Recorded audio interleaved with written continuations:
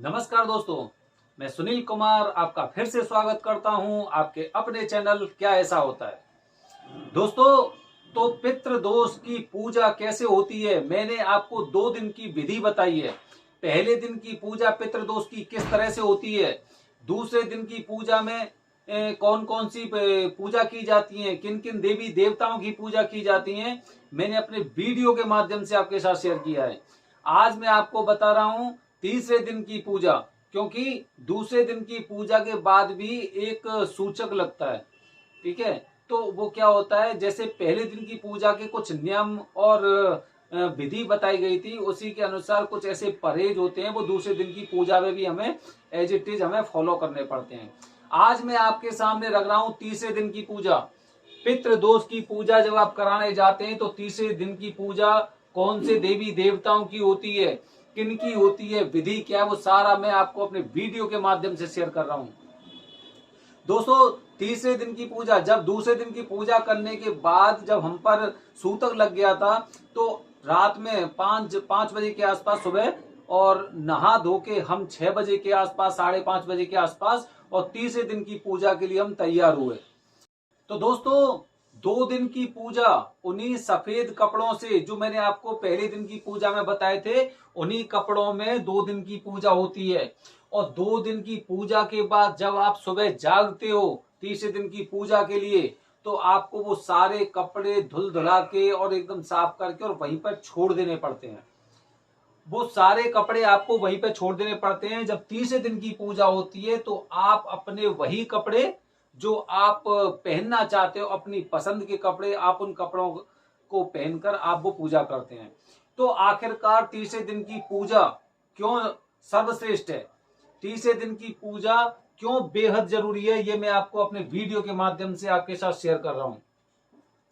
दोस्तों, पहले दिन की जब हमने पूजा की थी तो पहले दिन की पूजा में नारायण जी की पूजा की थी, क्योंकि हमारे पितरों को जो इसी पृथ्वी पर मौजूद हैं, उनकी आत्माएं जिन्हें मुक्ति नहीं मिली है, उनको नारायण ही नारायण लोक में ले जाते हैं। फिर दूसरे दिन जब हमने पूजा की थी तो दूसरे दिन की पूजा में हमने नाग देवता की पूजा की थी, और नाग देवता की पूजा के बाद उनका अंतिम संस्कार करके उनसे भी हमने क्षमा याचना की थी और उनसे अपने पापों की मुक्ति मांगी थी कि जो भी दोष हमारे पूर्वजों पर लगा हुआ है वो दोष खत्म हो जाए। अब 2 दिन तक हमारे ऊपर सूतक रहा, 2 दिन तक। तीसरे दिन की पूजा बेहद अहम पूजा होती है। जैसे कि एक आम जिंदगी में अगर आपके ऊपर सूतक लगा हुआ है तो फिर घर का शुद्धिकरण होगा। घर का शुद्धिकरण अत्यंत आवश्यक है। जो भी ऐसी चीज घटित हुई है उसके बाद पूरी शुद्धिकरण शुद्धिकरण का पूरा माहौल वहां पे तैयार किया जाता है और पूरा शुद्धिकरण होता है। मतलब तीसरे दिन की पूजा सबसे पहले तीसरे दिन की पूजा किसकी होती है वो मैं आपको बता रहा हूं, लेकिन उससे पहले मैं आपको कुछ जानकारी दे रहा हूं।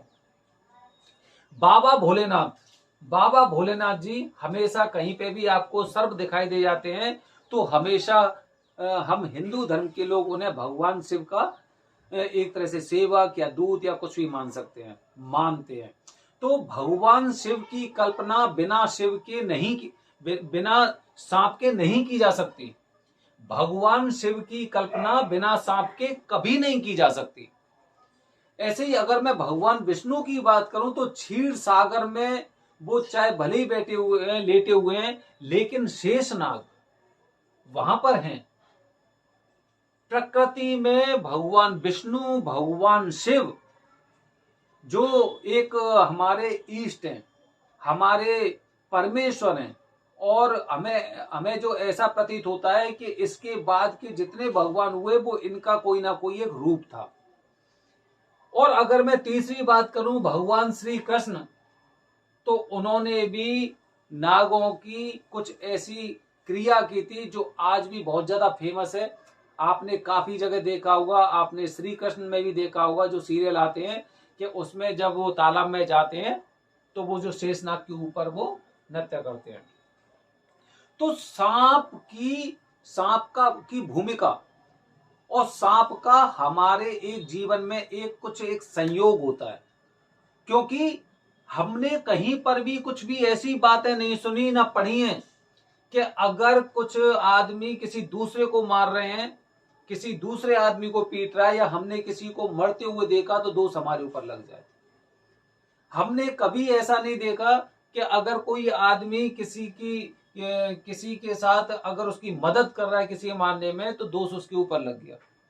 लेकिन सांप के साथ ऐसा होता है, अगर आपने सांप मारा, अगर आपने सांप को मरते हुए देखा, या फिर आपने सांप के मारने में उसकी मदद की किसी की, तो दोष लगता है। तो मतलब इंसान के जीवन से सांप का कुछ ना कुछ लेना देना ऐसा है जो बड़ा ही घनिष्ठ है। इसलिए जब तीसरे दिन की पूजा होती है पितृदोष में, तो सबसे पहले नाग देवता की भी पूजा होती है। नाग देवता की पूजा होती है। उनकी पूजा के बाद जब पूरी तरह से विधिवत तरीके से नाग देवता की पूजा की जाती है, तो फिर उसके बाद जो शुद्धिकरण, घर में शुद्धि कौन करते हैं? श्री गणेशाय नमः।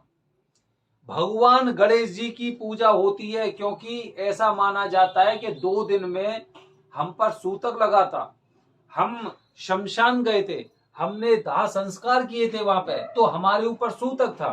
तो अब हमारी शुद्धि कैसे होगी? जब भी कहीं पर भी किसी तरह की शुद्धि होती है तो भगवान श्री गणेश का नाम लिया जाता है। गणेश जी महाराज जी घर में शुद्धि करते हैं, इसीलिए गणेश जी की पूजा बड़े विधि विधान से वहां पर करते हैं। भगवान गणेश जी की मूर्ति को पूरी तरह से पूजा जाता है, वहां पर अक्षत, कुमकुम और इन सब चीजों से और उनका वो पूजा की जाती है। ऐसे ही जब सांप की पूजा होती है तो सांप पर ठंडे दूध से उनकी पूजा होती है। बकायदा उन्हें चंदन लगाए जाते हैं, उनपे गंगा जल की पूजा होती है, जल चढ़ाया जाता है उनको। पूरे विधि विधान से ये सारी चीजें की जाती हैं। और फिर उसके बाद जब सारी पूजा हो जाती है, उनके जो हमारे ऊपर कष्ट बगराते, अब नाग देवता की पूजा करके हम थोड़ा सा ये समझने की कोशिश करते हैं कि अब नाग देवता हमारे पितरों को बख्श देंगे, उनकी गलतियों को क्षमा कर देंगे। फिर शुद्धिकरण के लिए गणेश जी की पूजा की जाती है, बकायदा नारियल रखे जाते हैं वहां पर। और जब पूजा आपकी संपन्न हो जाती है गणेश जी के काफी मंत्रों के द्वारा, जब पूरा शुद्धिकरण आपका हो जाता है, तो उसके बाद 2 नारियल रखे जाते हैं। वो 2 नारियल आपको अपने घर वापस लेके आने होते हैं। नारियल से जुड़ी हुई जानकारी मैं आपको अपने आने वाली वीडियो में दूंगा कि नारियल का पूजा में क्या महत्व है, वो मैं आपको बताऊंगा। तो दोस्तों इस तरह से 3 दिन की पूजा, पितृदोष की 3 दिन की पूजा होती है। पहले दिन नारायण देव की पूजा होती है, दूसरे दिन नाग देवता की पूजा होती है, और तीसरे दिन शुद्धिकरण की पूजा भगवान गणेश जी की पूजा होती है। तो मैंने अपनी वीडियो के माध्यम से आपको पितृदोष के 3 दिन की पूजा की एक पूरी तरह से विधि मैंने आपको बताई है। जब भी आप त्र्यंबकेश्वर जाते हैं, पितृदोष की पूजा कराते हैं, तो अगर आपने मेरा वीडियो देखा है तो आप अच्छी तरह से उसका पूरी विधि विधान से समझ सकते हैं कि हाँ पहले दिन क्या होगा, दूसरे दिन क्या होगा, तीसरे दिन की पूजा किस तरह से होगी। बस अंतर ये होता है कि शुद्धिकरण की पूजा जो तीसरे दिन की पूजा होती है वो अधिक से अधिक 1 घंटे की पूजा होती है। और फिर आप इसके बाद जब तीसरे दिन की पूजा हो जाती है तो आप किसी भी मंदिर में दर्शन करने के लिए जा सकते हैं। तीसरे दिन की पूजा के बाद अब मैं अपनी आने वाली वीडियो में मैं आपको बताऊंगा एक ही वीडियो में पितृदोष की पूजा कैसे होती है, और उसकी पूजा के दौरान जो नियम होते हैं वो कौन कौन से नियम होते हैं और कितने दिन का हमें पालन करना पड़ता है। धन्यवाद दोस्तों, हमारे वीडियो से बने रहें और ज्यादा से ज्यादा लोगों से हमारे चैनल को सब्सक्राइब करते रहें। मैं आपको सनातन धर्म से संबंधित कुछ ऐसे कुंडली दोष, पितृदोष, काल सर्प दोष, या फिर मेहंदीपुर बालाजी, अभी नवरात्रा शुरू होने वाली है, तो आपको एक एक देवी के बारे में आपको जानकारी दूंगा, कौन सी देवी कहां पर स्थित है और कैसे पूजा होती है उनकी, और उनकी महत्वता इस पूरी जिंदगी में हमारे में कैसे है। धन्यवाद दोस्तों, जय हिंद, जय भारत, हर हर महादेव।